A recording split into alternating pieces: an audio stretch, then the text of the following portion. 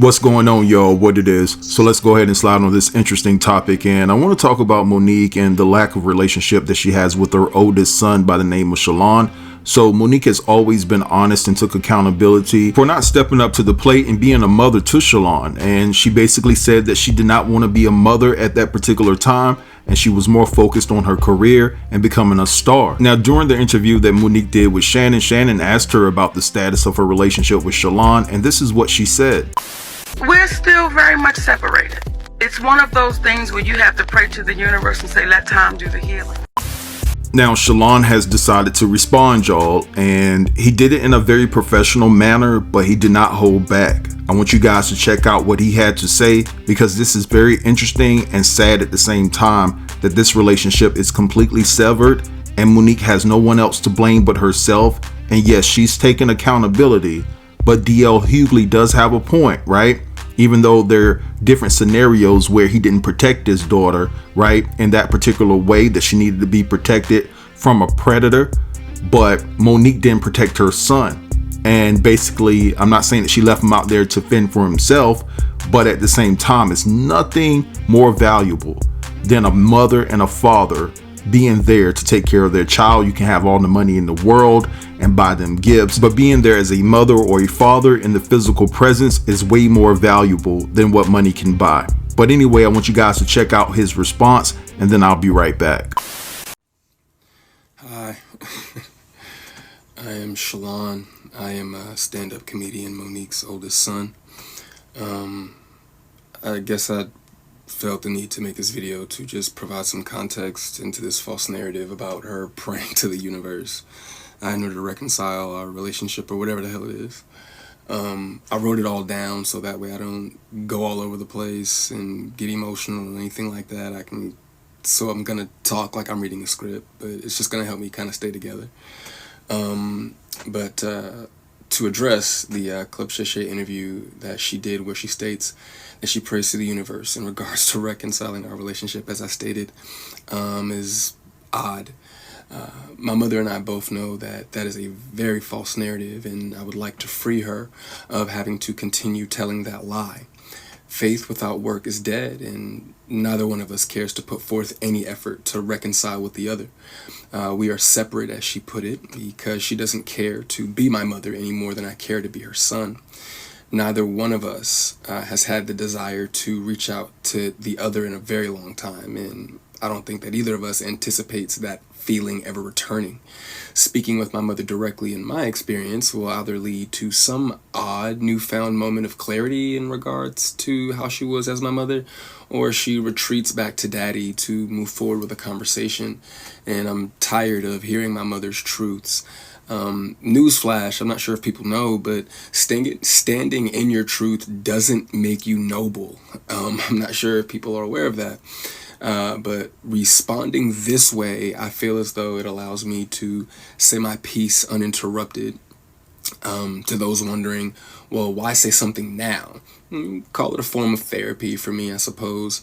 But when her daddy had intentionally stated that they have 3 sons, but his wife is on the internet talking about the 4th son in a video that has millions of views, that rubbed me the wrong way.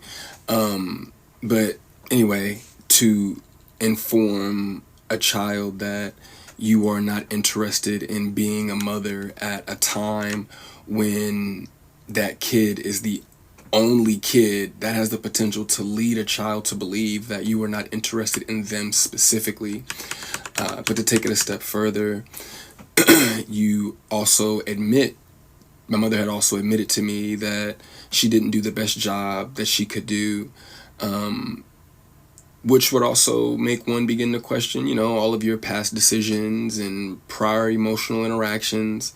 But to be completely honest and fair,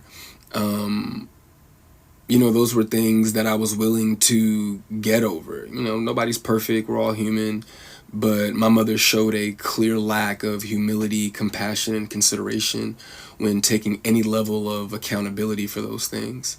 My mother does a fantastic job of acknowledging a lot of things, but she doesn't take accountability very well, and anything that she may take true accountability for, it's only at her convenience, in my experience. But if I had to guess, though, her interest in being a mother probably started around the time that she married her daddy and had his children. But that interest, obviously seemed one-sided, and as it should have been. By that time, I'm in my late teens, so to some degree, the the neglect becomes easier to hide or validate, I guess you could say. There are now 2 baby boys in the house, that require attention. But still, during that time, however, I still watched her enjoy the love and admiration of total strangers more than my own.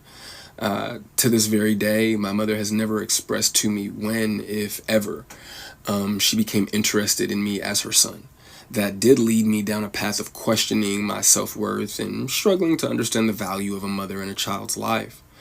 In the interview, she also states that she gave me an apology, but an apology to a son from a mother that consciously showed no interest in him holds no weight. There are still women to this day that my mother will give credit to for being more of a mother to me than she ever could. Her assistant, my cousin, being one of them.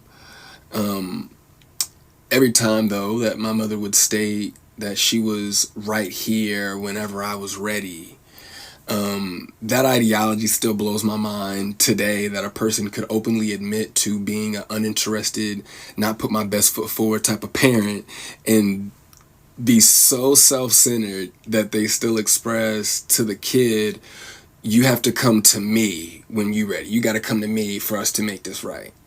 Okay. But I'm not sure what my mother could possibly think that she has shown me in the past or have for me now that's not money, goodness gracious, that would make me want to come to her or whatever those feelings are supposed to be. A mother is supposed to be the first woman that a boy falls in love with. I loved my mother very much, but my mother loved things more than she loved me, and she would validate her love for me by giving me things and would proceed to call me ungrateful or inconsiderate if said things did not have the desired effect. I couldn't imagine what it's like to be her, though, to ask God for what you want, and then he gives you what you need, though, only for you to ignore it and have the audacity to ask God for something else. And I'm glad I don't. I'm glad I didn't do that.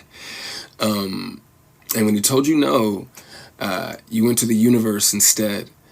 By no means, though, do I want to give off any type of an impression that I am a victim of anything. It's not the case. As you can see, I'm smiling from ear to ear. I'm alive. I'm happy. I'm a dad. I'm healthy, I think. I drink a lot of water. I'm getting over a cold now. I still have my days just like everybody else. And, there were a few things that she did teach me along the way. I did learn how not to love from my mother. I also learned to make sure that I never lose so much of who I am that I have to validate it through another person. And though I feel as though, in hindsight, I think she did it reluctantly, I do appreciate my mother, for showing me what the top of the mountain looks like. You know what I'm saying? It did give me perspective on what hard work and dedication can get you, but I don't want something like that at the cost of giving up something that I created. I don't want it that bad. And speaking of creations, I genuinely, truly, I really did want my mother to have a relationship with my daughter. I even fought through those intrusive thoughts that were, if she wasn't interested in you, what makes you think she's going to be interested in your kid? But it took my mother no time at all to prove that those intrusive thoughts were correct. But what I can say, good for her, the universe did, bless her with 3 other sons.